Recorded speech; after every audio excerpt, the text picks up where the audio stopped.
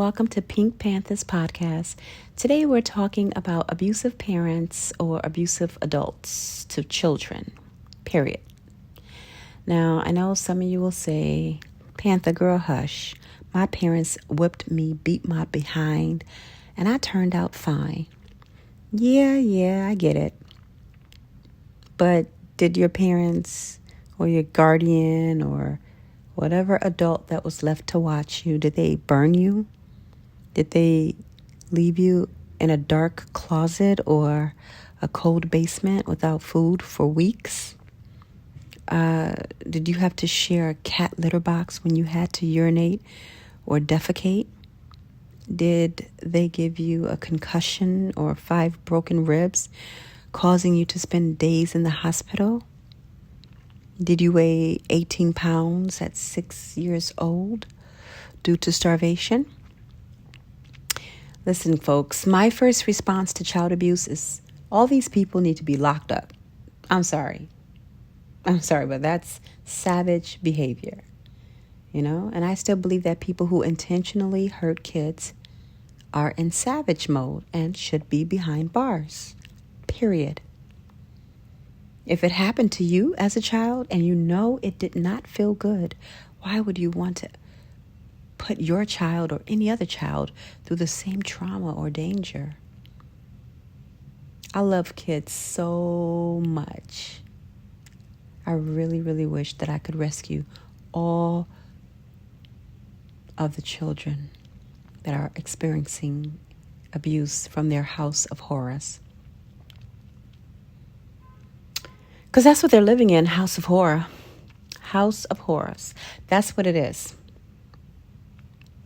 I mean, how can you hurt a child?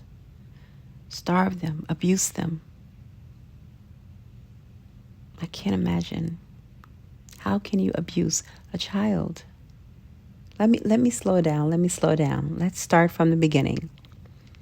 What makes a parent or any adult abusive? Well, according to Healthline.com, it's having a history of child abuse or neglect during their own childhood, or having a substance use disorder,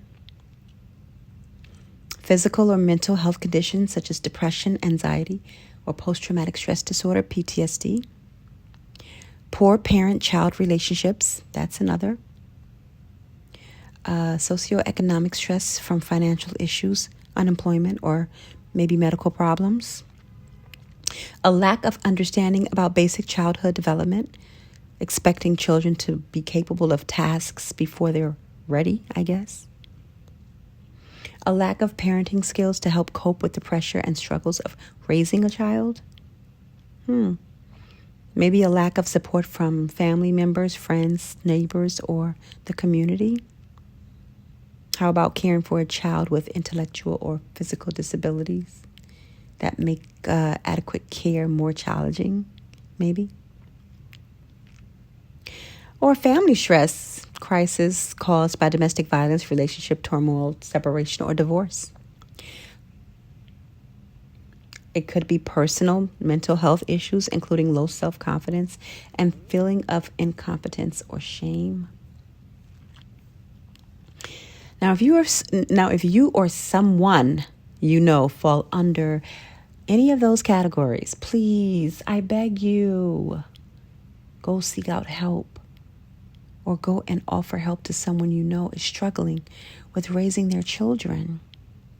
I know you might say, Pantha, I didn't lay down and make those kids or that child, so why should I be responsible?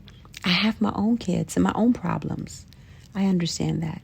However, we're talking about a little life, a helpless and defenseless child, someone who did not make the choice to be in this world, should not have to live in that situation. I just wouldn't be able to sleep at night or live peacefully with myself knowing a baby or a child is being abused. Those of you who feel like it's not your business or it's not your place to help a child that's being abused, let me ask you, so you would want people to stay quiet if they knew your child or your loved one was being abused by a relative, friend, or someone at school? Can you imagine being that kid that's enduring this abuse?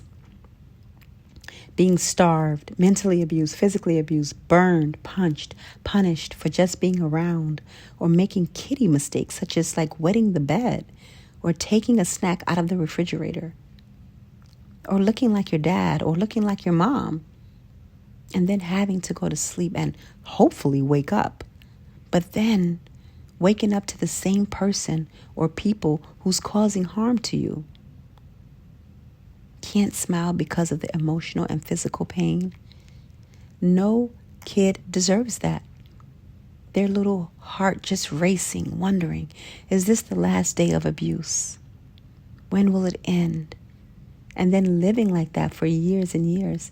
It really saddens me to think about a kid getting abused when deep down inside they only want love and a happy place to live. I saw a video online from a news source of a guy who was in a convenience store physically abusing a little boy, pushing him away, smacking him in the head. The kid was no more than 3 years old. The guy kept leaving him in different aisles, but all the tiny human could do was follow his abuser around the store. Even though this guy was mistreating him, all the child knew in his mind was that he didn't want to be left alone or behind. Folks, child abuse is a big problem, and we all need to do our part. Those of you that know of a child that's being abused but don't get help, or don't help get that child out of the situation, out of that horrific situation, is part of the problem. Yes, you're part of the problem. I'm sorry, but you are to blame as well, just as guilty of aiding the child abuse. You are allowing it to go on. I know you can't physically snatch someone's kid out of the house because, well, that would be considered kidnap. But you can make several calls to the police and child protective services. If one call don't work, then keep making them. Document them. You're not just saving the kid's life. You could possibly save the abuser's life as well by getting them help. You may say, well, I'll go over there tomorrow, or I'll talk to her or him tomorrow. I'll make the call tomorrow. I'll do it tomorrow. Tomorrow may be too late.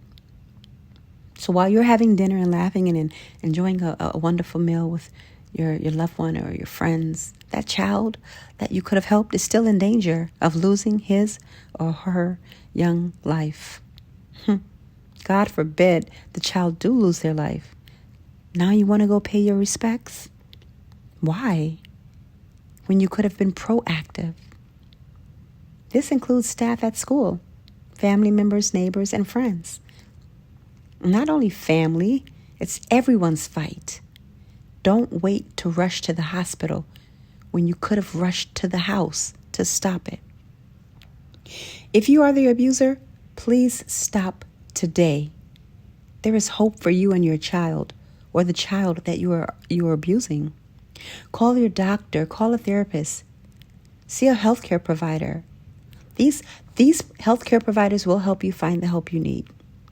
They can also refer you to resources that might be useful, such as parent education classes, counseling, or support groups. You can also call the Childhelp National Child Abuse Line. Being abused causes pain, not just physically, but mentally and emotionally. These emotions stay with them, these young kids, these children, these babies, throughout their life. If they don't develop a way to erase the pain, it leaves a negative impact on their lives. They will grow up hating you. Make a change today. I will post resources in the description box for you to seek out help. Also, for those of you who would like to save a child, I have and will post links for you as well. Let's come together to stop child abuse. Stop child abuse and give these kids a bright future and a better life. Thank you so much for listening. Let's come together as one, and make a change. Don't forget to subscribe, share the broadcast. It may help someone you know or someone you don't know. Have a wonderful, lovely